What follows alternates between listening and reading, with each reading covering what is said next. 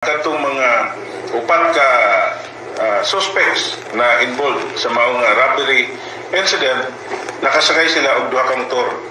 Kada motor tulo ka bug ang onboard. Usually ang katong driver naka-helmet, ang katong duha wala na. Or naka-face mask sila, naka-kalo.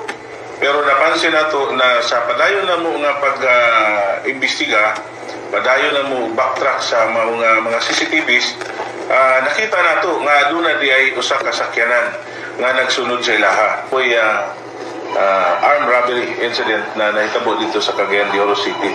Na nakita nato the same modus operandi, the same mode of execution. Kung diri nagamit sila og kanang duha ka motor, kadtong nahitabo ko dito sa Cagayan de Oro City, duha pud ka motor ang ilang gigamit. Unong gyapon ka tao ang makita nimo nga kanang sa imo gyud makita sa imong duha ka mata ba. Duha ka motor, tulo ka katong mga involved sa robbery, sakay sila sa mga motor. Unya naa gihapoy sakyanan pangabot sa unahan.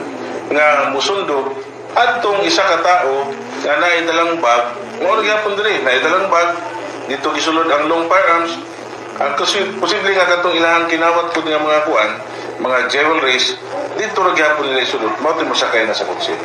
So possible siya local boys city. Ato pagina siyang ato pagina siyang palagman ang investigasyon, pero makita nato sa ilahang pattern almost the same. Anya basin pod og kanang naa sila kanang local contact diri sa Cebu.